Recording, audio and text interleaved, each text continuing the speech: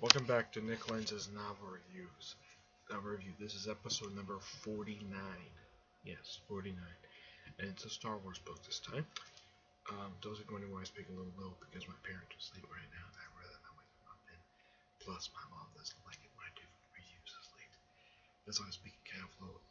So, in case you're think this is kind of weird, it's just because I have to. Okay? Oh, so we're reviewing Star Wars Rebel Rising. It's a character book focused on Jyn Erso. This character, played by Felicity Jones from Star Wars Rogue One. Simply put, this novel is simply what exactly kind of happened during the time jump between the beginning of the movie, which is like the opening scene, and up until she was seen being rescued from Imperial custody by the rebellion. Yeah. Simply put, chapter 1 starts up exactly where the opening scene leaves off. Basically, you watch the film and you see Saw Gerrera opening up the hatch, and there's the little Jyn Erso, who at this point is 8, and he takes her out. And simply put, novel just explains exactly what it takes. It just continuation what happened right after that. Basically, looking around, it's like what he's gonna do with her, and he just takes her along with her. Basically, kind of raises her his own. And then there's like a 6-year time jump, basically where she's like 14, and it's explained that originally for clothing wise, she was given oversized shirts and belts, basically wore like dresses. Excuse me. And then she's given proper clothing. And also during this period of time, like when she's like 14, you do get an explanation of where she gets her scarf from.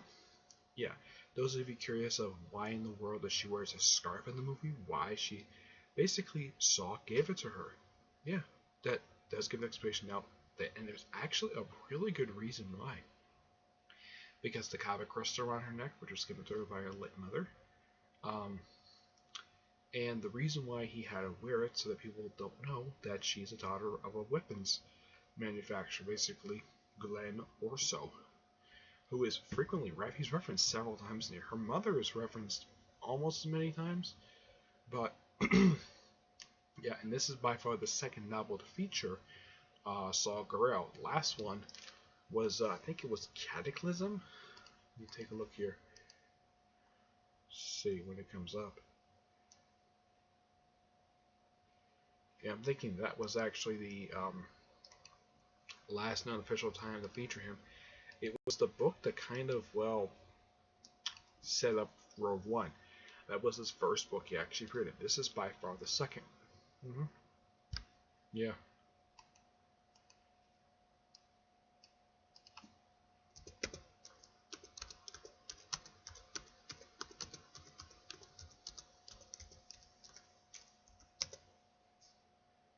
Okay, I'm just making sure something.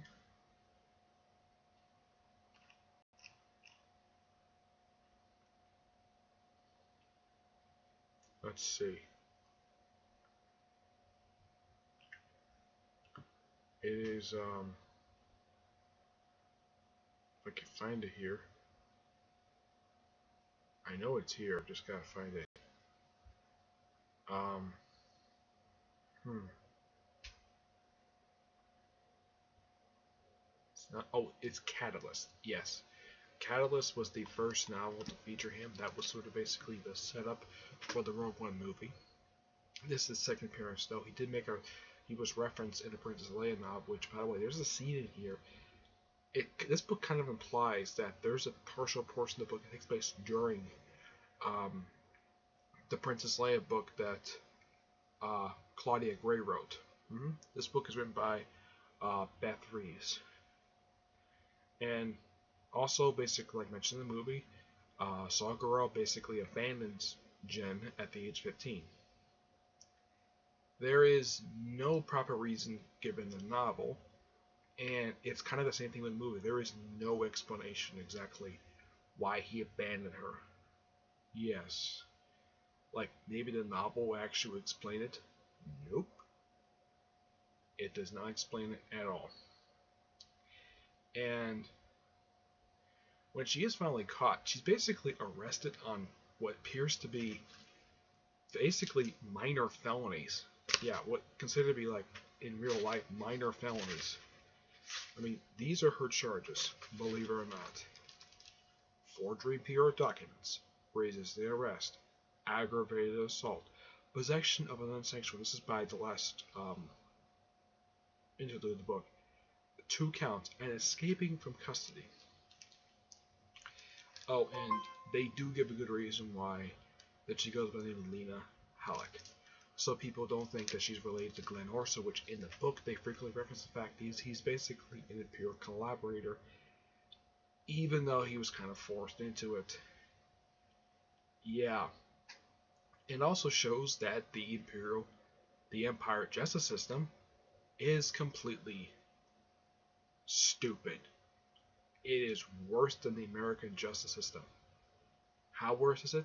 The defense. I mean, Jen couldn't even bother to defend herself at all, despite the fact she has. Yeah, she basically is put during a monkey trial. Basically, she's not allowed to mount defense, which is a terrible idea, which even I know in real life. People who basically are on the defense, basically who are accused, are allowed to defend themselves, basically mount a proper defense, at least speak up for themselves. Yeah, that's basically how it is in real life. A lot of even fictional stuff depicting trials actually do get this correct. But basically, Beth Reeves basically paints the picture that the Empire is basically mostly full of people who are big jerks and cowards and basically people who are mostly gutless. Heck, there's one person basically who actually was the arresting person arrested basically panicked and put a muzzle on her just because she tried to speak up for herself, which I'm like, seriously? Just because she wanted to speak up for herself. Now, the only time I've ever seen this done in fiction was actually an episode of Matlock. And the judge actually had a good reason for doing it, because the guy was a loudmouth. And the fact the guy couldn't shut up, he basically couldn't shut his mouth during the actual trial. Because according to law and procedure, the lawyer is supposed to speak for basically the client.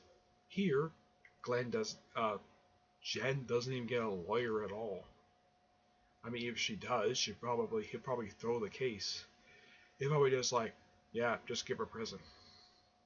Now, in real life, I don't really know exactly what the actual sentence would be for this domestic charges.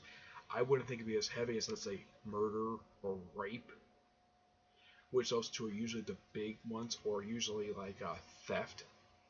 But usually the 2 big ones are, even in fiction, the 2 biggest crimes that basically people can throw the book at you with is murder and rape. The charges in here are roughly worth like maybe like a 10 to 15 year sentence at most. I mean, it's not very long, even though it probably feels very long, but it probably isn't that very long. Of course, I have never served in prison because I've not committed a crime my entire life. And basically, what she does, like right after Saw abandons her, basically she becomes a forger. That's basically what she does. She just forges stuff for pretty much the rest of the time. And she gets around on cargo ships. She doesn't do a heck of a lot. Yeah. Though at least Beth Reeves made her interesting. Yeah. Basically, Jen is depicted basically as an interesting character, sympathetic. Okay, fine. There's one person basically who is a slaver who used to be a slave himself. I'm like, seriously? Why the heck would you go into slave trade even though you were the product of slave trade in the first place? To me, I think that's a terrible idea. Yeah, despite the fact this book has hiccups, it's a well-told story. Despite its really dumb things that the book does. Like I said, the no explanation of why Saw abandoned her working with a slaver who used to be a slave, and the fact that the Imperial justice system is completely stupid, and the Imperials being nothing more than a bunch of jerks and gutless cowards, and also mass murderers. Yeah, there's several instances in here where she's basically surviving a Star Destroyer laser blast. I'm like, Star Destroyer laser blast? That doesn't make any sense. firing at a planet. Last time I checked, the only thing the Empire had that actually had that power was the Death Star, and the Death Star at this point was still under construction. So I'm reading this, I'm like, what the heck is this book even doing? I think that's a major. To me, when I read that, like, a Star Destroyer laser destroys a city? Seriously? Okay. I mean, I get the fact that the Star Destroyers are very powerful ships, but it just seems like, why in the world would the Empire waste their energy destroying cities and planets? Yeah, this is by far quite stupid for the Empire to do. I'm not kidding, this is quite stupid. But it's still enjoyable nonetheless, despite the fact that dumb things the Empire does in here. It's kind of like Beth Reeve just doesn't know how to write the Empire properly.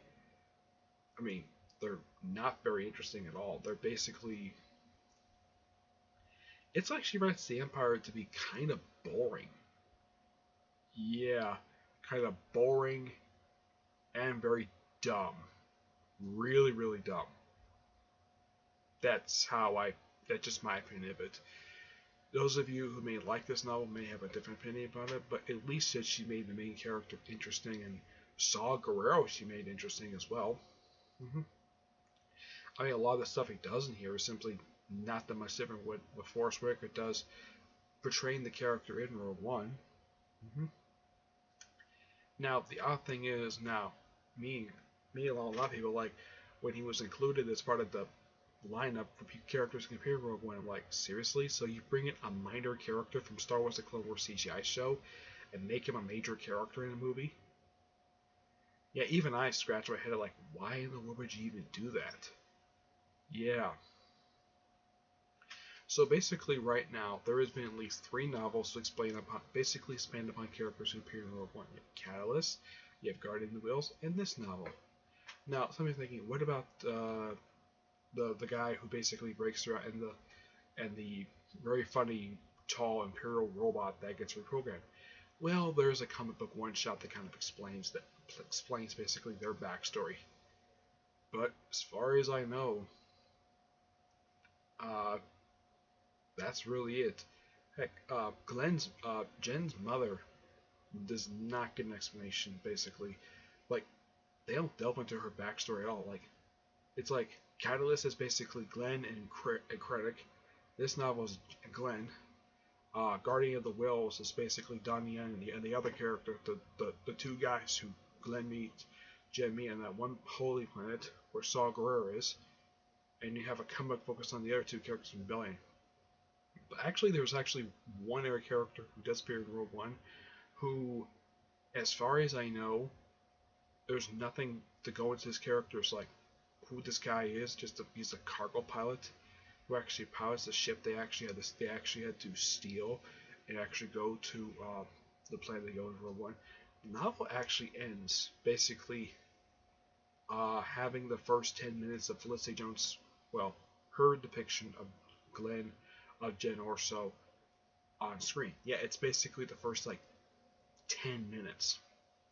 That's basically how the novel ends. I'm going to give this novel a 8.5 out of it. It's pretty enjoyable for what it is, but I kind of think that The Empire was picked to be a lot more interesting than a lot of other Star Wars novels. Basically, this is the only novel where the Empire is not very interesting at all. Or at least very dumb and stupid. But that's it for this one. Alright, that's it for this episode. Stay tuned for episode 50. It's probably going to be a Star Trek novel next, or it could be a Star Wars novel. Excuse me, it depends on what I'm going to do for episode 50. Excuse me. It just depends exactly what I'm going to do for that. Until I see you on episode 50,